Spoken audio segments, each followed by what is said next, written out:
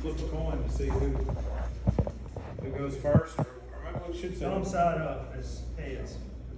You call it. I'm not speaking.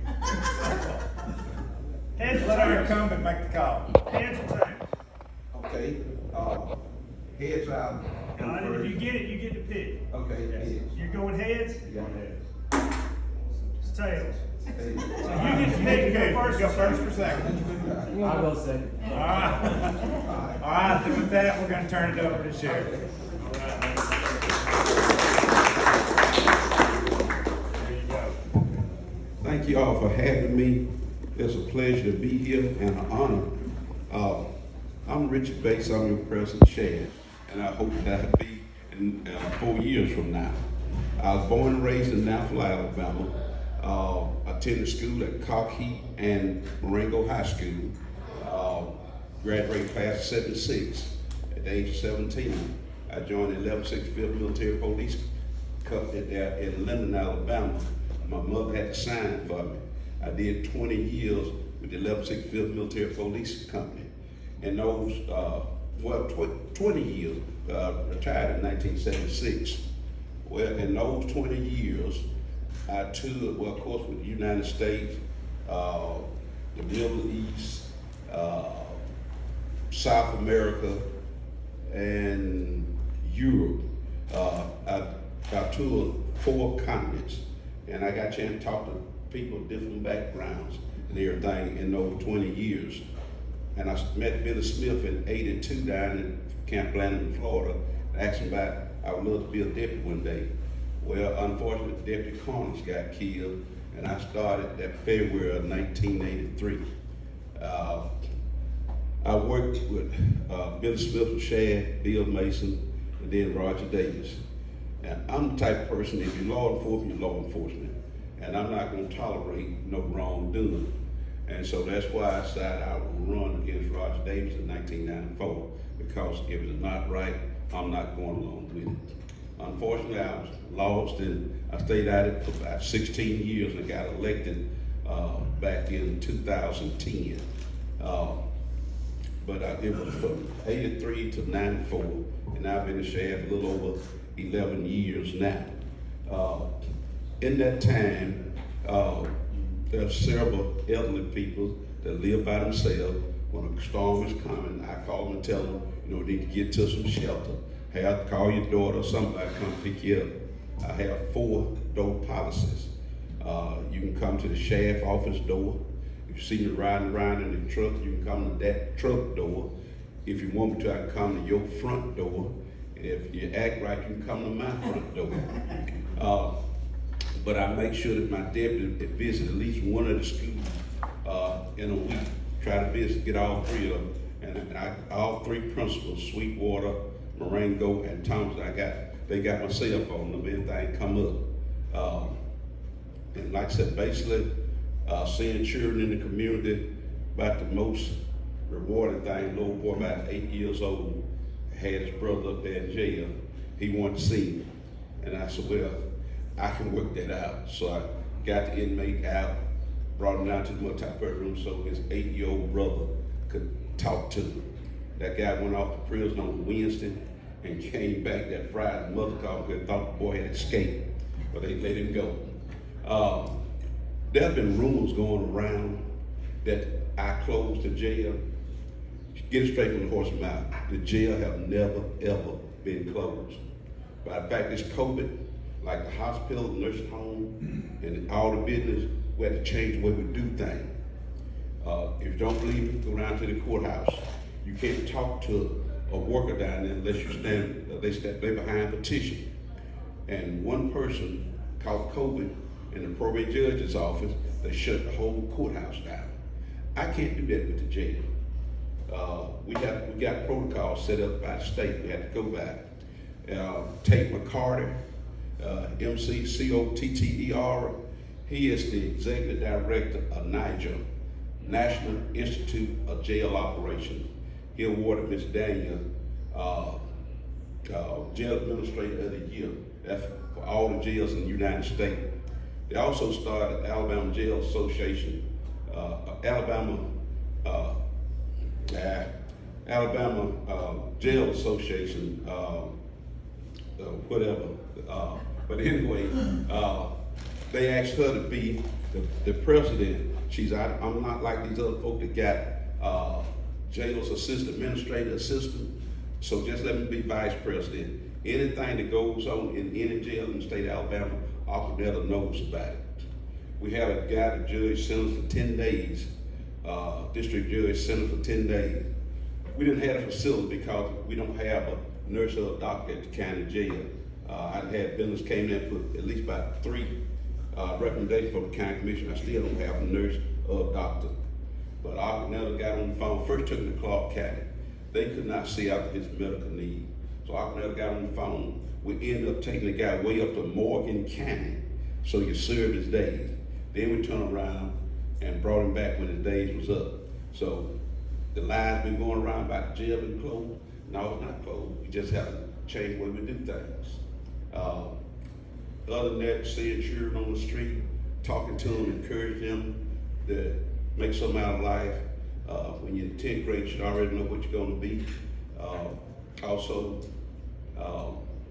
get a job. They should send some money down the road, be waiting on you when you get 65. I encourage you to do that.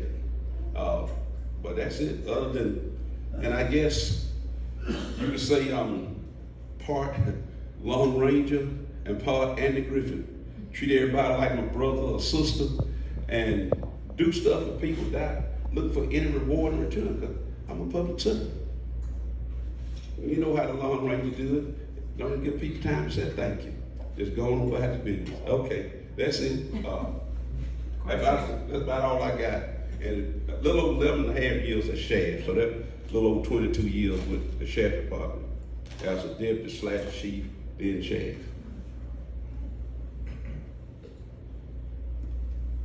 Questions? Anybody?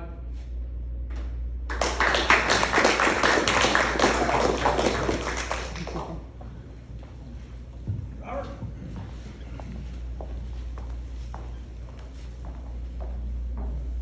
Thank you. Thank y'all guys for allowing me to be here today. I've truly enjoyed it thus far. As he said, my name is Robert Alston Jr. I'm from Marengo County, born and raised in the Gallion area. I went to school at Linden High. I graduated Linden High in 1993. And from there, I went on to join the National Guard. And from the National Guard, I transferred to the Reserve. After a 7-year commitment, I went and got some CDLs and started driving truck. In 2003, I decided that law enforcement is something that I wanted to get into. I got hired on with the Linden Police Department in 2003 under Chief Jeff Latterman at that time. In 2009, I hired on with the Marengo County Sheriff Office. At the Marengo County Sheriff Office, I was hired under Jesse Langley. I know some of y'all guys, hopefully all of y'all remember Jesse Langley. He was a great sheriff that I worked under for the time I was there. In 2011, I went to the Drug Task Force. I worked narcotics in 3 counties. That includes Marengo, Sumter, and Green. We had a very successful year. And in 2012, due to the task force not being refunded again, I came back to the Linden Police Department in 2012. And I continued to work narcotics and investigations. In 2013, I was promoted to lieutenant. I supervised second shift. And I continued to work investigations and criminal cases and also narcotics. In 2016, then Chief Scott McClure, he resigned, and that was in October 2016. And I was made interim chief at that time for October. In November 2016, I was officially appointed chief of police in Linden. For the past 6 years, I have been the chief of police in Linden. I have created some community-friendly events. We do a trunk or treat for the kids. We get them to come out, they get to meet police officers, we give out candy, all our guys, we dress up our cars, dress them up real nice. The kids, they love it, the parents, they love it because we provide a safe place for them to trick or treat. I also, the first back to school supply giveaway. First one ever done by law enforcement in the Linden area. I also did a back to school splash in the park for the kids. That was back in, that's the end of the summer. I gave them an end of the summer splash and they had a joy.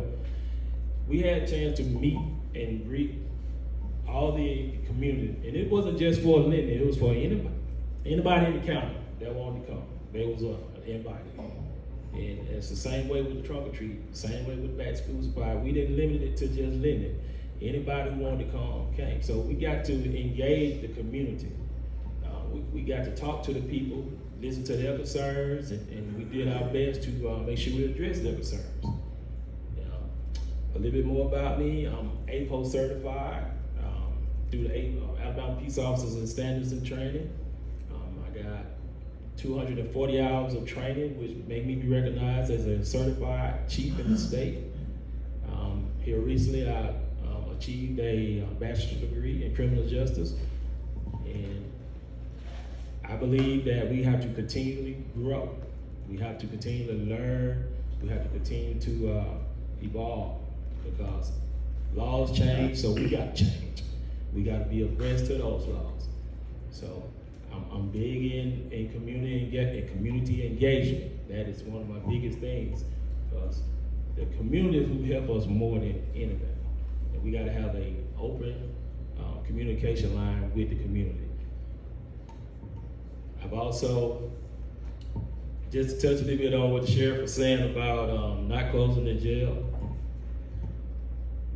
He didn't officially, completely close the jail. He closed it to certain cases.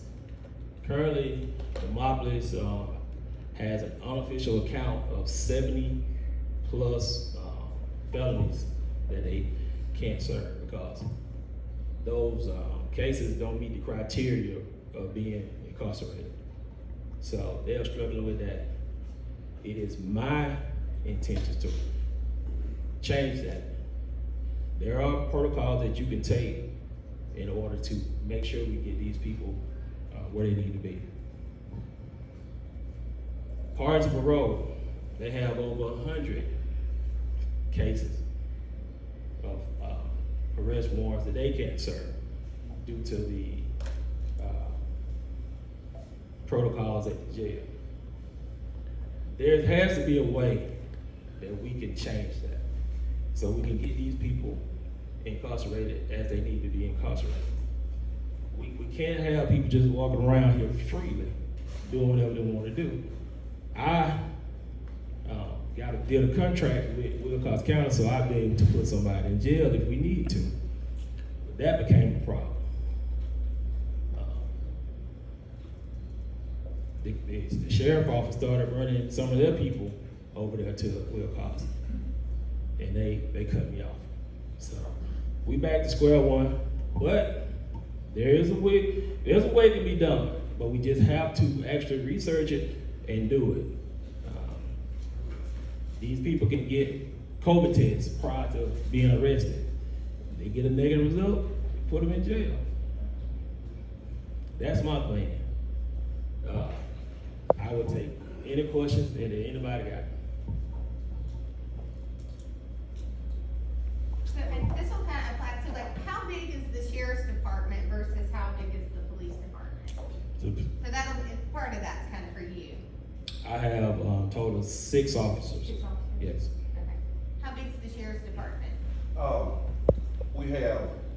We've had slot, we work in 2 deputies short time, got 8 deputies, work 12-hour shift, investigating the chief. But now could I have a little bit more to it? Call Wilcox County Sheriff Office, and he would tell you they cut London off because what about the protocol?